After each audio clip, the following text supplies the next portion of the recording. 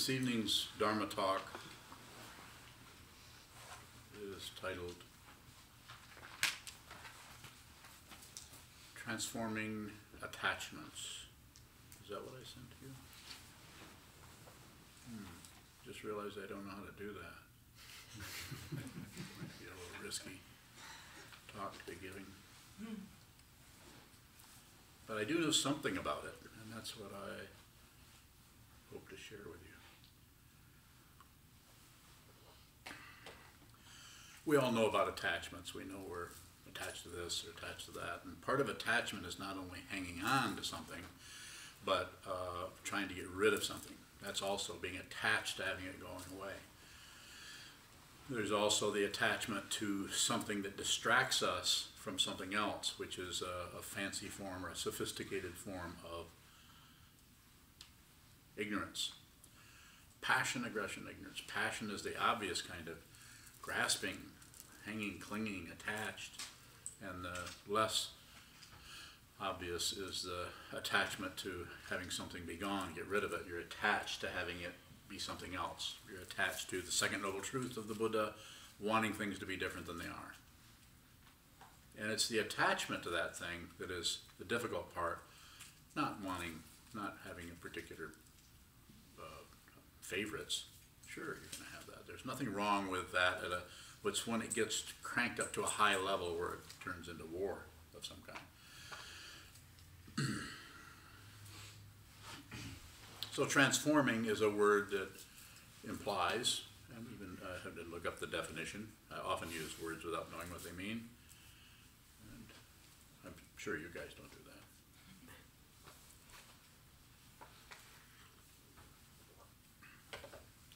But trans is change and form is the structure of something. So we're transforming, we're taking the structure of something and transforming it. So we may not get rid of it. It may just show up in a different way. The transformation seems to come about by seeing the fundamental nature of the attachment. This is why the sitting practice of meditation, as far as I can tell, I'm extremely biased in this area.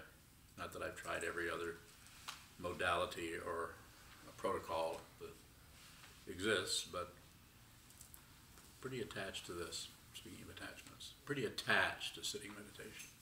Pretty attached to having my students practice sitting meditation. A lot of it.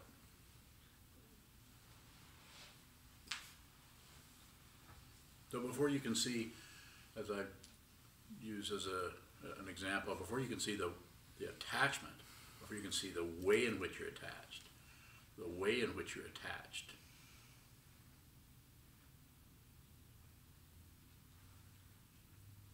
I should say, before you can transform the attachment, you have to see the way in which you're attached. The actual,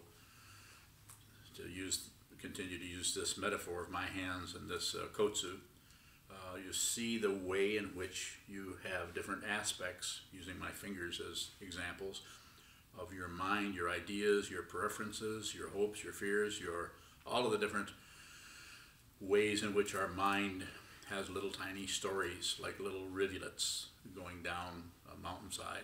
Water hits the mountain and it goes down in all these different directions. What is it basically? Water. What is it basically? Gravity. What is it basically? Going in lots of different directions. That's what's happening with the attachments. You can't really see everything.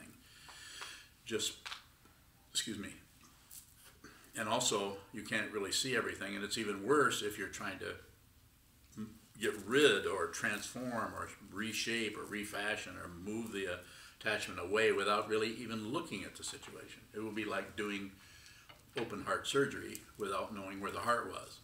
Just start hacking everywhere. It's got to be in there somewhere. Probably wouldn't be too healthy.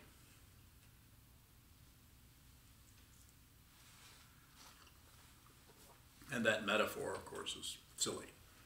But there's some aspect of it that's not so silly, because we see people going in and trying this and trying that and trying this and trying that. Well, maybe this will work. Well, maybe that'll work. It's like going from one medication to the next until you find the medication that gets rid of your depression. What is that about? Ignorance. And what is the ignorance? the ignorance is not knowing what depression is, and actually making an assumption instead of about the depression itself. Instead, we start looking at all the solutions that people are what? Propaganda. Use this, use that, this will work. I've used this, this really helped me. Thank God for whatever those complicated words are. I can't pronounce some of those words. And it's not that something like that might not work or cover things up for a while, but it won't necessarily address the fundamental attachment or fixation or grasping or clawing at something.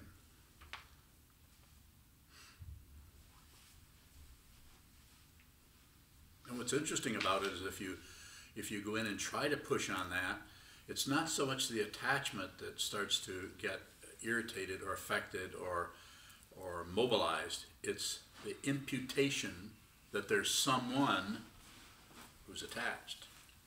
That's what the original mistaken identity is about. You can't really address the attachment directly until you first see that there isn't anyone who's attached. If you think someone's attached to it, then you'll never understand the attachment, because you'll keep looking at that as a problem. And I could say it this way: why do you think that Longchenpa or the Dzogchen teachings constantly talk about, in different ways, the great perfection? There's nothing to correct. Because if you get involved in correcting, it's just an endless pathway of fixing this, fixing that, and then you have to fix this and fix that. And it relatively may work for a little while, which is very seductive and confusing, but overall probably not be so successful. And that's difficult because if you're doing sitting meditation, or if you're working with it in the kitchen or in the garden, or if you have a workplace with your boss or with your co-workers, and issues come up with other people who have no mind training at all, and are immediately going right to the someone who is offended and the someone who is doing the offending. They immediately go to identities. Well, you did that. You're the one that did it. It's a misunderstanding because the energy is misplaced on something that is apparent and not actually real. You spend a lot of time, you see it if you watch the news, you see constant going back and forth. Who did what and why and when and so on. But what we're doing here is we're trying to see deeply into what this is, not just the surface level that you may be able to fix. Or when I say fix, you may be able to change the difficulty for a little while. It may work for a while. It may work for 3 lifetimes.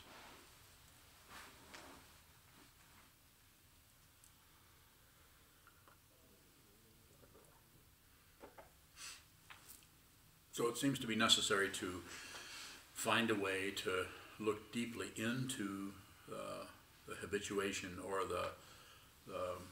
what we refer to as the alaya, the habit energy that's coming out of that storehouse. We don't know when that was filled up. We don't know and what the causes, conditions were, but we all know we have a backlog of stuff, you could say.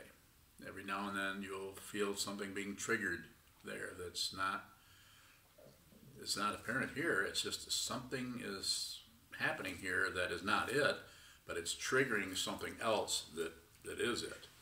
And it wants to have some expression. And it might be having it in terms of how your body feels, how your heart feels.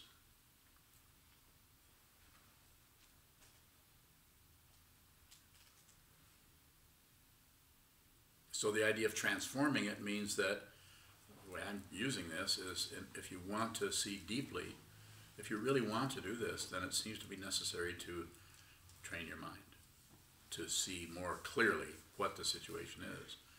In other words, become an expert with your own mind. Don't leave it up to somebody else. Don't leave it up to me. Don't leave it up to therapists or psychologists or psychiatrists or anyone. Sure, you can get help from other people, but you need to be the one. It's as it says in the Tisha's 7 Points of Mind Training. One of the 59 slogans there is, of the two, keep the principal witness. So of the two, you and other people, other person, other whomever it is, keep the principal. The principal witness is you. You know what's happening. You might have to refine that so that you're not confusing yourself. That's what meditation is about, cutting through self-deception, cutting through spiritual materialism, scientific materialism, cultural materialism. Any kind of materialism is something about solidifying something. This is what material, like we see the whole world is all about making money and getting ahead and not falling behind. And of course we need to do some of that. We need to eat, we need to have a place to sleep.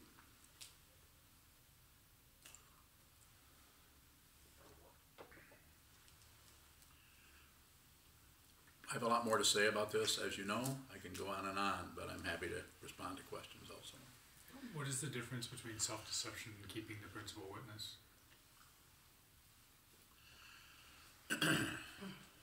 Keeping the principal witness is staying with the awareness, and the difference is the self-deception is you think you are someone who's aware. That's self-deception. That's buying into your own. That's believing your thoughts. Don't believe your thoughts. Do you hear me? Did you? Good. Don't believe your thoughts. It's just a suggestion. If thoughts come up and you believe them, your awareness goes out the window, because now you've got a thought, you've got a concept, you've got a structure, and you're going to just use that to hammer your way into what you want or to keep away what you don't want. Don't do it. Have a willingness to not know. This is awareness. Keep the principal witness means witness. Actually witness what's occurring. It doesn't mean think about what's occurring. Once they find their own natural weight, the thinking process will always be right at your elbow. Whenever you need it, you'll be able to think through anything. Be able to think very easily. And the interesting thing is, it'll just be enough thinking to work with whatever is arising and not overdo it out of hope and fear, out of hope of controlling what's in front of you, or out of fear that you're going to be overwhelmed by something.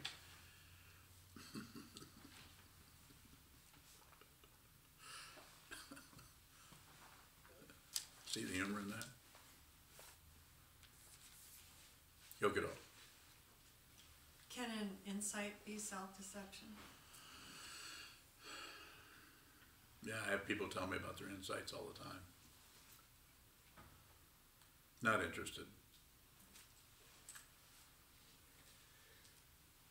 How do we work with that if we think we've had an insight? See the insight and don't necessarily hang on to it. Of course, you might have to transform the attachment there. Insights come up. The interesting thing about an insight is it doesn't last. It comes, you have an insight into something, then it goes away. Even the insight into no self will not last. Although the ego sees that and might try to stabilize it, because ego wants to be involved in the transcendence of the personal self. Ego wants a credential like, well, we've had some experience with that here. I've had someone come here once who thought they were awake. You can't think yourself awake. I gave the person the benefit of the doubt, watched them for a while. Not that I'm the great overseer of people's awakening, particularly. More? How, even if we see self-deception, and that's an insight, how do we, is that even to be believed? Don't believe anything. You don't need to believe anything. This is what belief looks like. As soon as you believe something, you've stopped investigating.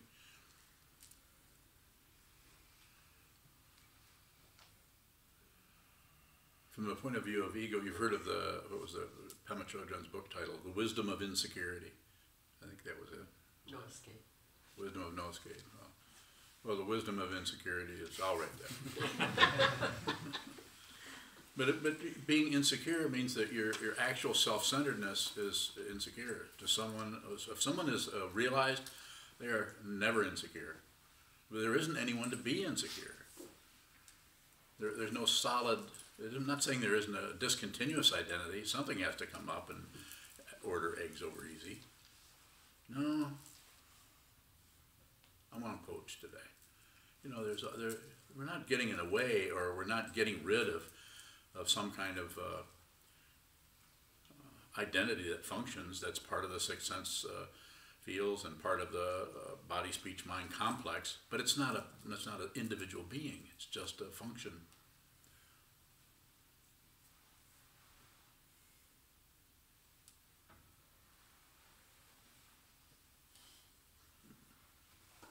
You. What happens to habit energy when it encounters the principal witness?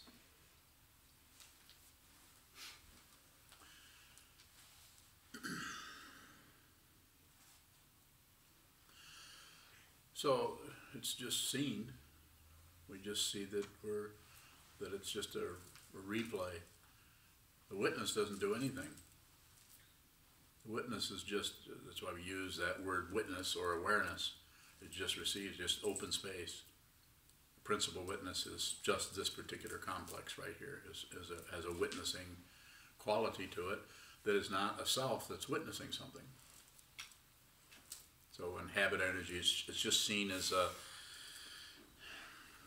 let's see, let me think about a good, you just see it come and go, but there's no big attachment to it. It's like when I say, I'm reminded of what we were talking about, when you see somebody and you see something that you compliment someone about something, it's really just a description.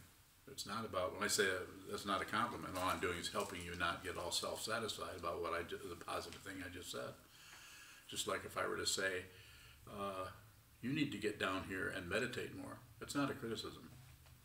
Just a description. I rarely say that to anybody. People are usually doing that enough to themselves. More about that? Shoto? You brought up Longchenpa and Dzogchen. How does something like transforming attachments work with the teaching of great perfection? I don't know. How's it look to you?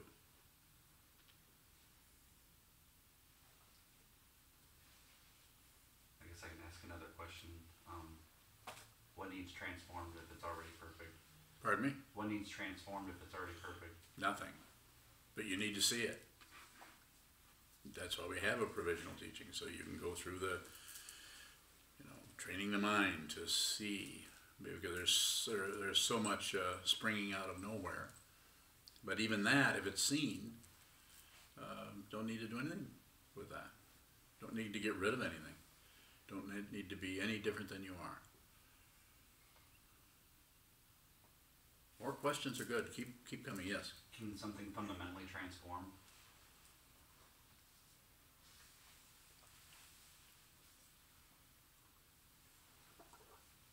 What do you mean by fundamentally transform? So I can get an idea of what you're asking me. I guess beyond the provisional teachings. I think the transformation happens in a provisional area.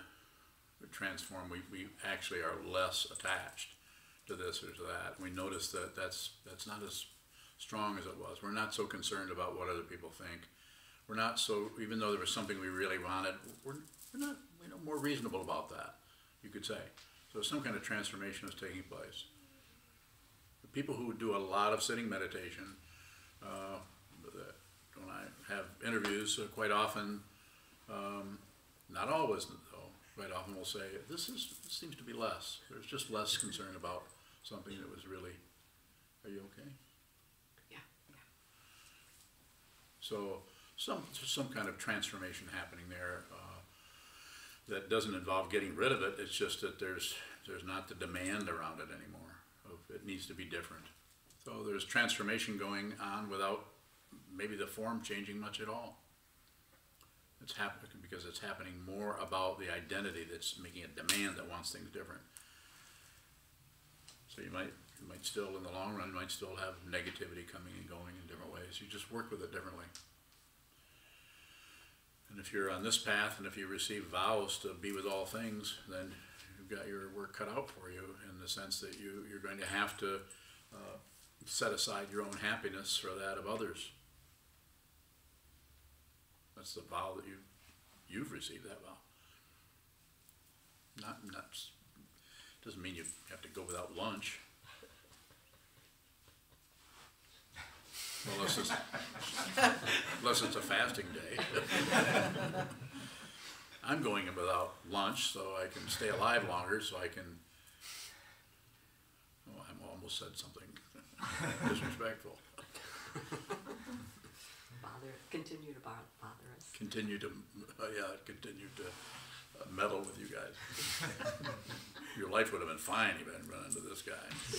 Now you're wasting your life in front of a wall.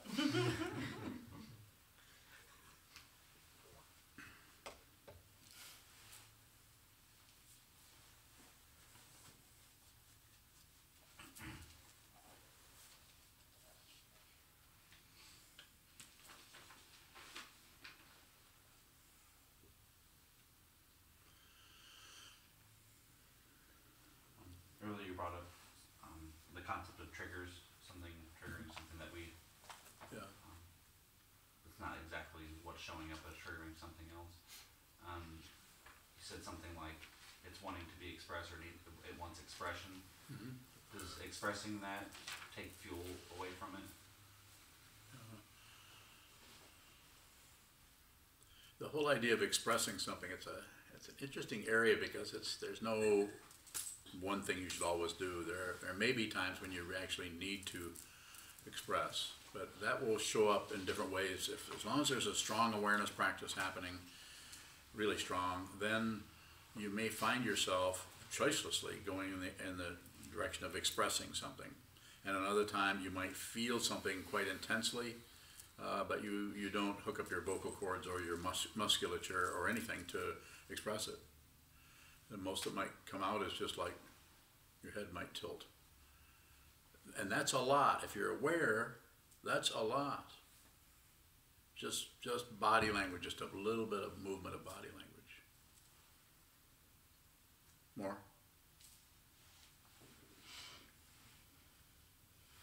It seems like with those things that can get triggered that don't seem to have a story, there's a want to express that, to have it not come back up, or to run out of that fuel. So Yeah, it seems to work the other way.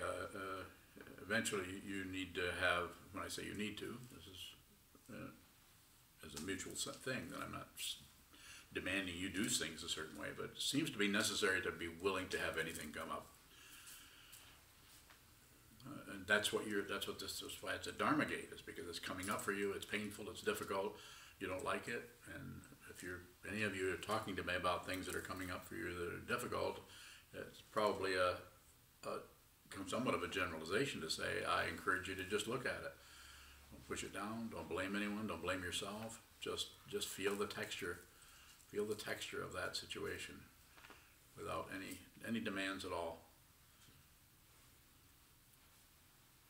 when I hear that, to have a willingness to see what comes up, it looks like I try to twist that into thinking that means being content with what comes up. I don't mean that, no. Will we know if we're being willing to? Yeah, it'll be uncomfortable or painful or irritating or whatever, distressing. But if you don't do anything with it, nothing lasts. And especially it shows up. Especially if it's something negative you're happening, you do nothing with it. But observe it. You'll notice that it morphs into something else. But it's not going to change into something else if you're freaked out by it, if you're pushing on it, if you're trying to get away from it, if you're trying to do anything, then it's just like You know, I mean, the play is written in such a way that, you know, you come on and you do your thing, and then it's exit stage left. But you come on and you do your thing, and instead of exit stage left, no, you got to stay on because there's somebody else out in the audience that's trying to interact with you. So you think the play goes on, you think it's all about you. It's ego, ego, ego. Self-centered, self-identity gets its you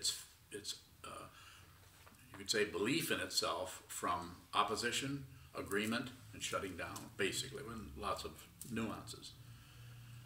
If you want something to be different than it is, this is self-centeredness.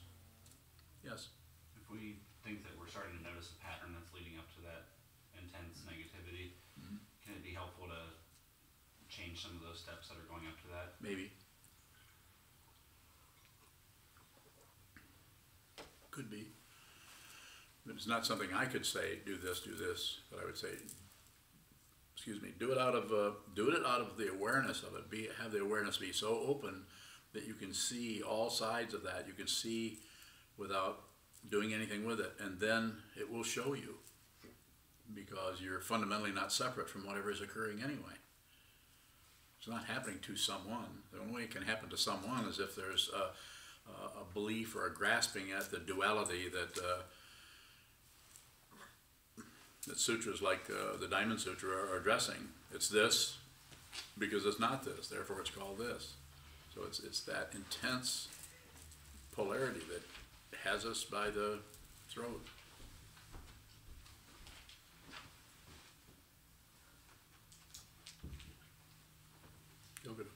Is it important to bring these things to interview that we struggle with, or that are difficult for us to let go of our attachments? I think it's just it depends on each situation. You could work with it yourself. You could talk to me about it somewhat. But to say it's important for you to do that. What's important for you to do is to study the Dharma and train your awareness and relate to the Sangha. I have students who emphasize parts of it, but they don't do the whole thing as much as they could. I was going to say should, but could is probably a better word. More. I was wondering if how long something like that lasts is a measure of your Enlightenment.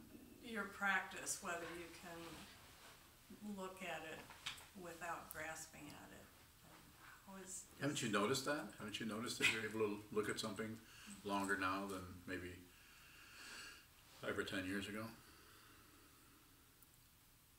Is there some kind of contrast there where negativity is not something you're always trying to push away? If that's what you're asking. Yeah, there is, but I think I have an expectation or hope, I guess, that it will get shorter. Hope can be a problem. Hope is a waste of energy. And I'm very conservative. When I say it's a waste of energy, I'm not saying you can't say, I hope I don't have a flat tire on the way to Houston. I hope I don't have car trouble. I'm not saying you can't do that kind of thing, just as a thinking about it or whatever, just functioning. But too much energy in that over and over again to hope for this and hope for this, especially when it comes to your sitting practice. Sitting practice should be as much as possible about just receiving. Sit down, hold still. Whatever shows up is what you need to look at, and then that way the awareness becomes more and more expansive. The traditional word is vipassana, panoramic awareness. We're no longer just focused on our breath coming and going, or our thoughts trickling down from the alaya or whatever, but we're including all kinds of phenomena.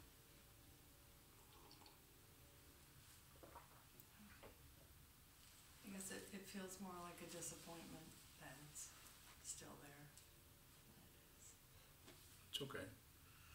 It is disappointing. It can be. very disappointing. To not get what you want.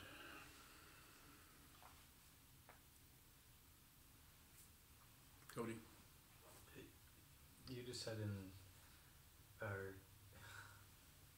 as our awareness increases, are we aware of more objects? A little, not much, I don't think. I think having prioritizing the awareness over the objects that are arising in it, just more spaciousness. And to the ego, this might show up as just not knowing, or like you could say, not having a clue, but not being particularly threatened by that, and just relax into that spaciousness. It's called resting in the nature of the alaya. I usually don't use that, if I use that expression much. Rest in the nature of alaya. So, which is just open dimension, just an open area. It's not that it's full of all, not that it's not full of all kinds of vasanas or habit energy, but if you're just resting there, then nothing in there is going to give you much of a problem.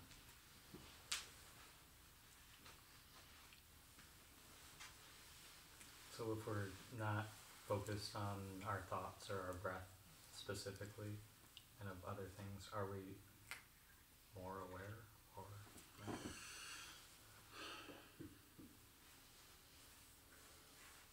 Not necessarily. It's with each person it's operating differently, and it's interesting in my situation to talk to so many people that are doing strong awareness practice to see all the different ways this shows up for people. The way people are working with, some people are working with aspects of their mind that other people may never encounter because they're tied up in their particular dynamic of what life is for them and what their challenges are, what their difficulty is, or what's their experience in meditation. Some people don't even know what an anxiety attack is, and they hear it and they kind of imagine it, but they don't know what it is. And other people know very clearly what it is. That's why I say, stop naming it that. Call it strawberry shortcake or something like that. Renaming isn't going to get rid of it, but it does something. It changes the tenor of the whole thing. It changes something about it that you could say it's like you're just looking at it. You're not abandoning it by changing that name or dropping the name or moving it aside, but you're changing your angle of looking at it. Kind of may not suddenly turn up as now you're no longer depressed or you're no longer having difficulty, but it just more awareness around it. More. If something comes up, like an anxiety attack, and we endeavor to pull the label away, but we still notice that it's what we might call negative, is that still another layer on top of it? Not necessarily. If you're just noticing that it's negative without doing much of anything with it, it's just, you're just experiencing it.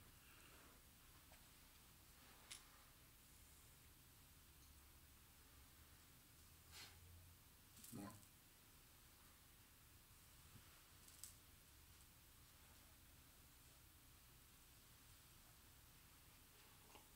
When does that contrast that shows up as just the plain negative or plain positive become an opinion about it? Well, I think you would know that. I mean, I can't come up with an arbitrary. Haven't you had that experience where you're kind of locking down on how you feel?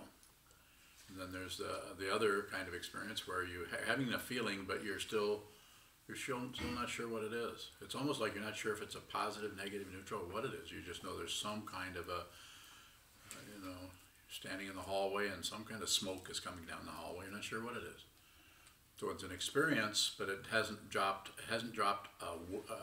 abandoned the contrast for positive or negative, or hasn't abandoned the kind of. So stay with the contrast. And of course, you can't really force yourself to do that.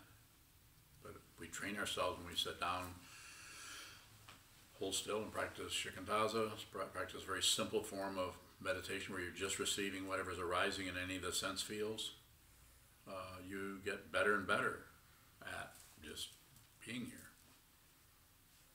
and just whatever's arising is, there's no necessarily not a second thought about it. I'm getting really good. I'm really being more aware, and so on. That may or may not happen. The initial idea here about transforming attachments is when I look at the way I have worked with that and the way the people I talk to work with that, I'm encouraging you to look at the attachment. And that's hard because sometimes looking at the attachment starts to bring up little post-it notes all the way around it that are like feelings and emotions about that makes us want to retreat or get away from that or shut it down or lay a bunch of ideas and opinions or descriptions on it or why it shouldn't be there. So it takes practice. We sit down and we look at it, or when we're in the kitchen washing dishes or we're taking out the trash or something, those kind of things can come up. And I say when they do come up, insofar as you can, just look at the attachment rather than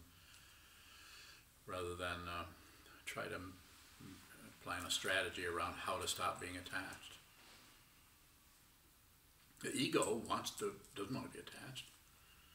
So the self-centeredness wants to, in this situation, you might want to be enlightened.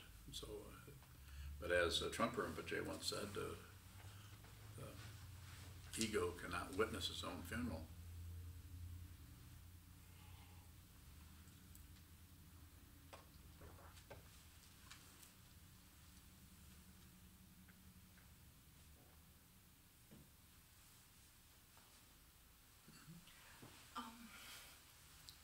I get stuck on detachment. So if you observe that you have an attachment, is there a legitimate detachment practice that is not grasping or is not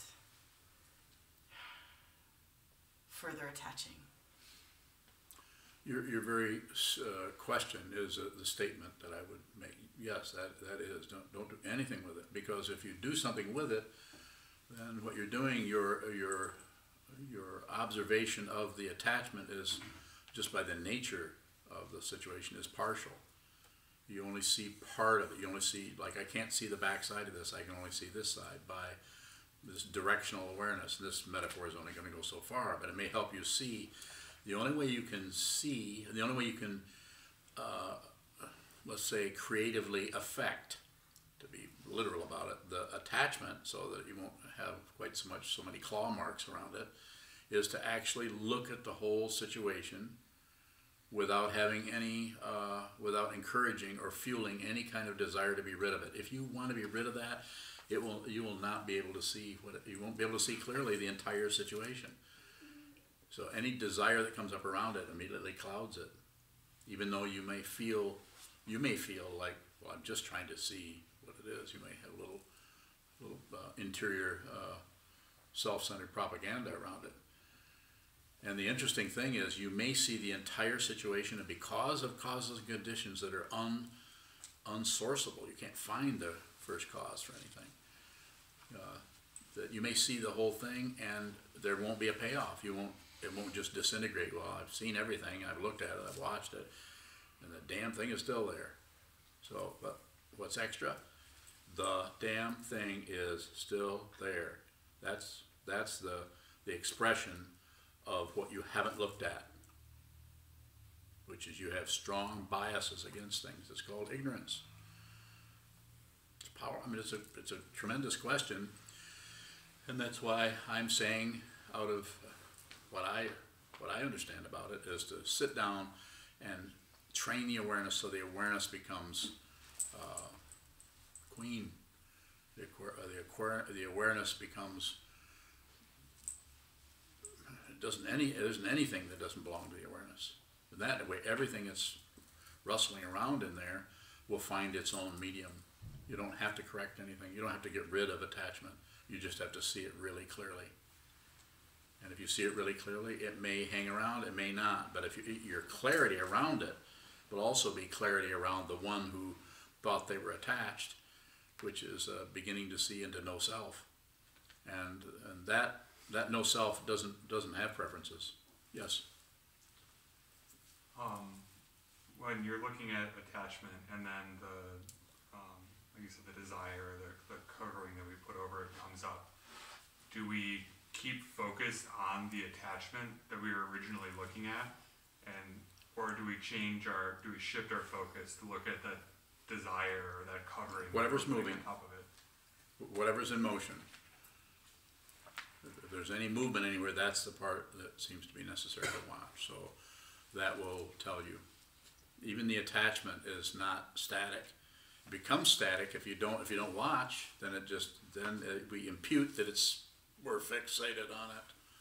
But if you look at it, it's moving this way and that way all the time. It's always in motion in some way. Yes. Using the example of the stick, you said you couldn't see the backside of it. Mm-hmm. You said you have to see the whole situation. So how do we see the whole situation without grabbing it and rotating it intentionally and trying to see every side of Yeah, it? that's why it's a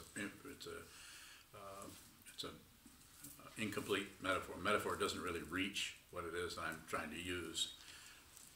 It's like you look at it, and you'll eventually, instead of doing this, I have something I can demonstrate this with. It's like you see all the way to the backside of it. You see the other side because you go right through the negativity that your ego mind, your self-centered mind, does not want to experience.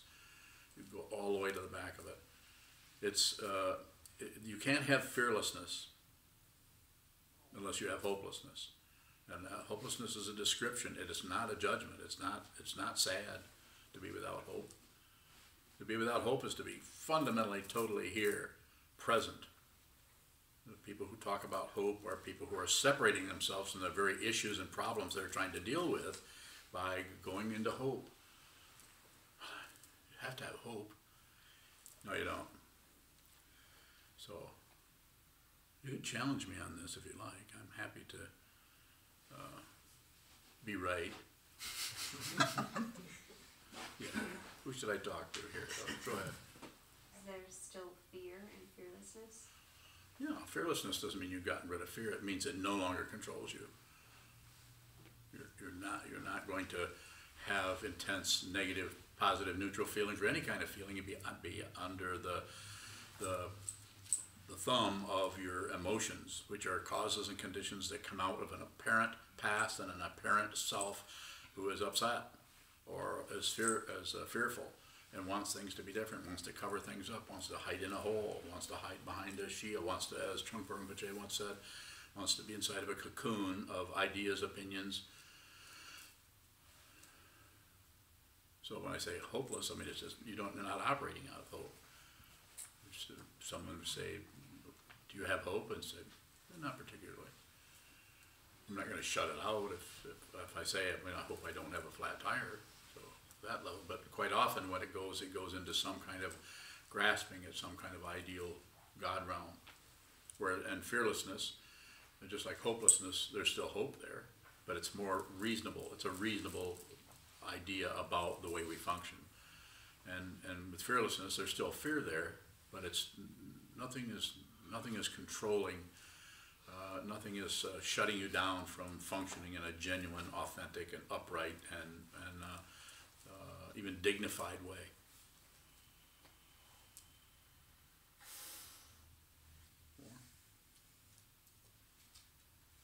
Showed up. How can we practice to see more clearly without abandoning our confusion? So again, it's about seeing that you're abandoning, seeing that you're actually turning away from the confusion in order to get some relief. I'm not saying you can't take a bathroom break, of course. I'm not saying you can't have some tea. Probably a good idea. Not that kind of tea.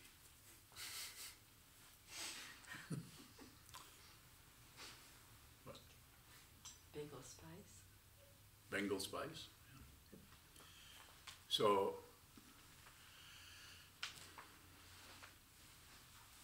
I mean, there's a lot, and in your question, there's so much going on there, it's hard to come up with just a response that would that would satisfy that, because it's quite nuanced and has lots of different facets and shapes to it with the very thing you're asking about. So it's a matter of just continually return to that, continue to look at it. Don't conclude anything. Conclusions are, this is a conclusion. I mean, it may be relatively accurate, but we're not just working with relative situation. We're talking about the ultimate nature of who we are and what this is. So some relativity, yes. There's a cushion, that's relative, sit on it. There's a wall, that's relative, look at it. And then what arises is also relative, but the space in which it occurs there's no time, there's no stopwatch there. It is neither time nor is it without time. And if you have an identity at all, it's like that. It's like the sky.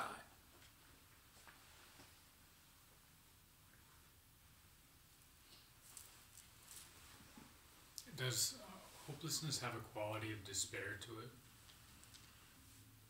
No, that's despair. The kind of hopelessness I'm talking about, I'm tying it with the word fearless. Hope and fear, or as has been said in the ancient traditions, those are as your wisdom is going through the forest, the two gremlins that come out of nowhere are the bandits of hope and fear that steal your wisdom. Just a relative kind of a metaphor. But we give hope and give fear a reality that it interferes with the wisdom mind, with the mind that sees clearly and deeply the truth of everything, the deep truth of everything.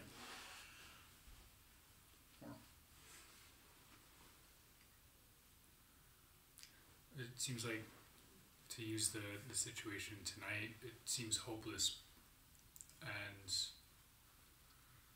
it doesn't feel like there's much with that hopelessness, so there's a kind of like an action of trying to attribute some kind of an emotion to it. Relative to what your family situation, yeah. Ask a question about it. I heard your statement. Can hopelessness be clear? Yeah, it is clear. It's very clear. You see that hope doesn't help at all. Hope actually is covering up. If something needs your input, it should be choiceless, fearless, and hopeless. No, I'm doing this. I'm just acting it out here. I'm doing this, but I don't care about the result. I don't avoid, but I put no. I'm not doing this because I want some kind of result. I'm doing this because this is fundamentally the very best thing I can do without evaluation. And your situation is difficult because of the family situation. It's really hard to know what to do. It's like I was saying, listen. If you listen here, then if it does come up where you need to move into that situation, then you can do that choicelessly, fearlessly, hopelessly, and what was that other one? Mick Jagger? No.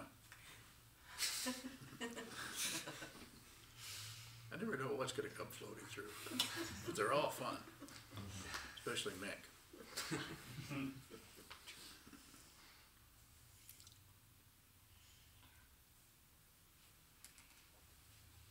Fearless doesn't mean there isn't fear. It just means that you have the fear, but you're going to do that. You've decided to do this, or there's whatever the situation is. You're just going to do this, and fear is just have a seat. You want to go with me, but you're not going to suddenly let the fear grab you and pull you out of your activity or lack of activity, or out of your awareness. And this doesn't mean you're going to be a success at it. I'm just saying you could be. But if you understand that idea, then when fear does come up, at least there's some kind of idea around that is other than just the complete attachment to fear, just paranoia. I remember I mentioned this earlier, about 30 years ago, I guess it was, 35 years ago, I was on a plane going to California, and I never had any trouble with claustrophobia, and all of a sudden I came over, this intense feeling of claustrophobia came over me. I couldn't sit on a window seat anymore, and I also sat at the window seat and watched things, you know, the clouds and the planes and the ground leave the plane, which everybody knows that, it isn't. Yeah, the ground actually leaves. Each plane has its own ground that leaves. And suddenly I couldn't do that, and I'm just going to do this. I'm going to sit, and I couldn't. I would actually sit down and I'd get up and I'd go back in the aisle and I'd talk to the flight attendants. I don't know what's wrong, but I cannot sit in my seat. And I ended up sitting in an aisle seat with one foot out in the aisle, and it was intense fear, and with no story. I mean, I wasn't being hurt by anything. I have no idea where. Then it slowly backed off over. It took a few years. Even now, it's a little bit difficult for me to sit in the back seat of the car with the head thing that sticks up from it. I can do it, but it's just not very comfortable. And I don't know what the causes and conditions of that, and I don't know what to do about it other than just not like it. Further questions? We're a little bit after 9. Any final questions? Especially someone who has not asked a question. I know Shoto's tried to ask lots of questions. Not critical of your questions, they're good questions. Anyone else?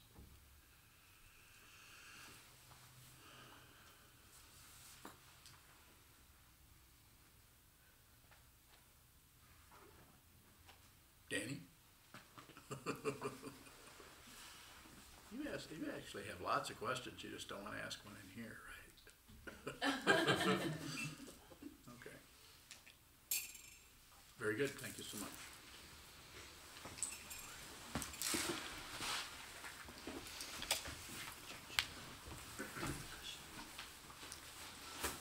To stand and dedicate the merit in the back of our red champ books. I'd like to remind everybody about the donation boxes in the hallway. We appreciate and depend on your financial support. Also, we take online contributions as well.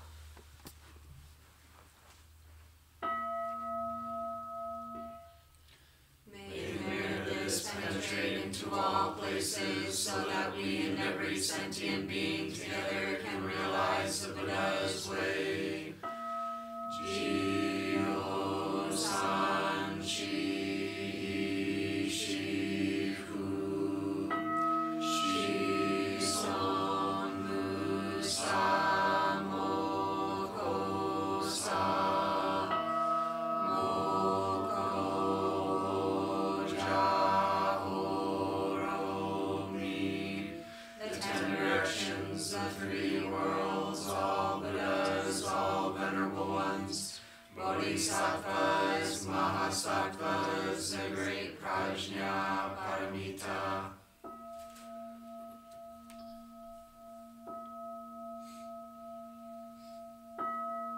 O Buddhas and Bodhisattvas of the 10 directions and the 3 times, please hear us. Please come down out of the light and protect Sokukoji Buddhist Temple Monastery, our Sangha, families, friends, and visitors. Heal everyone who is unhappy, sick, or suffering, and fill them with light.